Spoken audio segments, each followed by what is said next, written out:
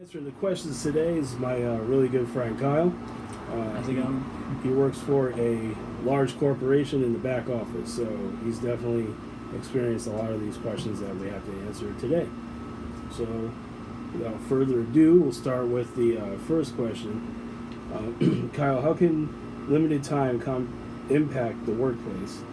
And can you think of an example of when you have been in this situation? Yeah, it happens pretty frequently in the corporate world where there's deadlines. So having limited time to complete your work can, cause a little bit of stress. So I would just say it happens pretty frequently. When it happened before, did you read and adapt to the situation well? Like how did you handle the pressure from having the impact or having the limited time? About 9 years of experience in this kind of work, so I would say nowadays I handle it pretty well. But there was times where I would, get stressed and you might make some, careless mistakes. But these days it's a lot different because I've had experience. Right. Yeah. Definitely, experience does help. Obviously, we're all going to start somewhere, and it's going to be very challenging. But yeah, for sure, like you can get stressed out. Sometimes I tell people too, just when it happens, like take a step back. You have this deadline looming, and you've got so many minutes or hours to get things done. But sometimes taking that, like that 5 minute or 30 minute break, you kind of relax. Your blood pressure goes down and stuff, and then all of a sudden, boom, you've got an idea of how to fix this. So that's good. And then, can you anticipate being in that situation again in the future? And when is it likely to happen? And what options we have, and how we adapt then? It's kind of a loaded question. Yeah, I think it'll happen. It's inevitable to happen again. And as far as what can I do, it's just finding more efficiencies in my everyday work, and it'll free up some time. So I think that's a big thing that will help. Right. Awesome. How can too much work impact the workplace? And can you think of an example of when you have been in this situation? Did you read and adapt to the situation well, in your opinion? Yeah, so I took on a task where I kind of had to revamp the process. And at first it seemed manageable, but then the volume had a great uptick. So at sometimes I really didn't think I was going to finish. And I've seen other people in the same situation. It can kind of, cause everybody to be stressed. And when everybody's stressed, the quality of work might, go down. So, that's kind of, so yeah, I've been in that situation for sure. Right. And actually, I can speak to the same thing. Working in a couple repair facilities, automotive repair facilities, sometimes you just have way too many cars to work on. And then in those situations, it's definitely always good, in my opinion, to let management know if you're not at the top. Let management, supervisors, whatever know that, hey, we've got a lot of work here, and I don't think it really works with us to be able to have so many cars or so many. Yeah, I definitely just not stressing out so much would have been ideal.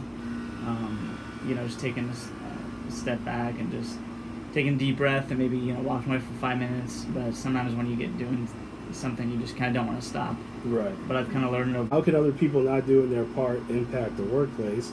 And can you think of an example of when you have been in this situation?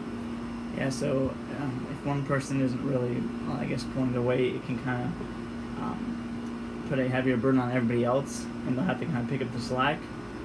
Which generally, everybody has their off days, so somebody might be used to other people might be used to taking on the burden, but it definitely causes more stress for those who are doing their work and get their stuff done.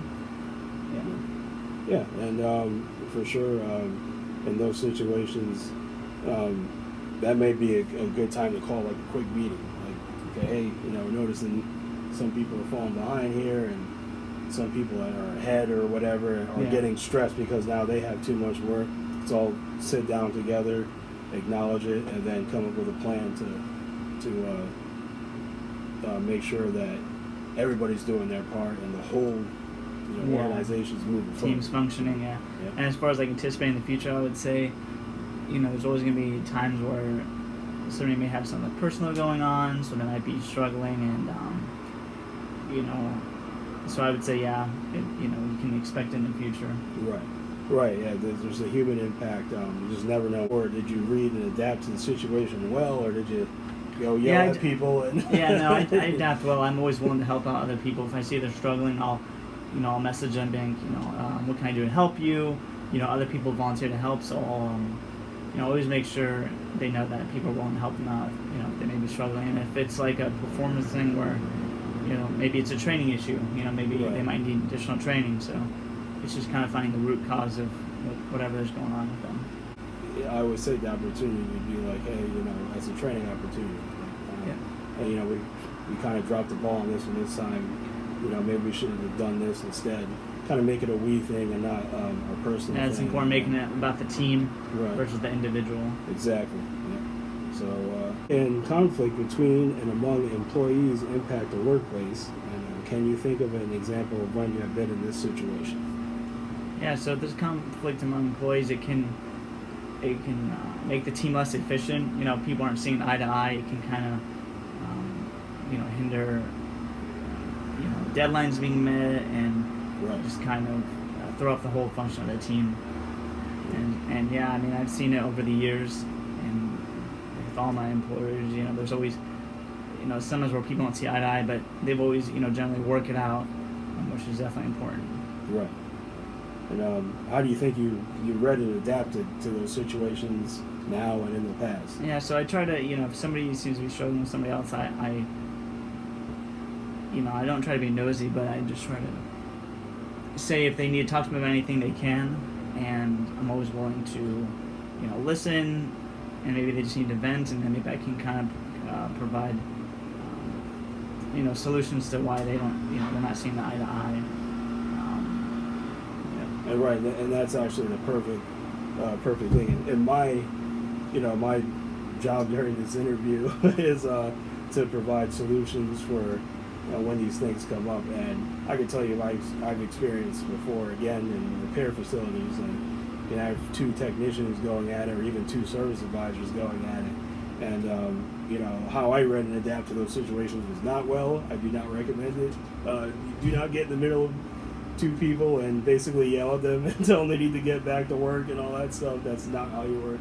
Do it exactly how Kyle said it is how you should. I mean, even with myself, there's been times where there's a misunderstanding, so you just kind of, you both talk it out in person, and most time it can just be resolved. It might be just a simple misunderstanding. Mm-hmm. And I mean, can you anticipate being in that situation in the future? And what options will you have in the future? You can see Yeah, I'd say hopefully, it won't happen in the future, but I mean, conflict in life is almost inevitable, so I would say I could adapt by just, trying to first work it out between myself and the person, and if I need to involve like a manager, reaching out to them and seeing if maybe they can, help the problem, or if I see between two other coworkers, I could do the same thing. First, try to help out, and if I can, then just escalate it to like a manager. Absolutely. The perfect reaction to it. So, we are done for today.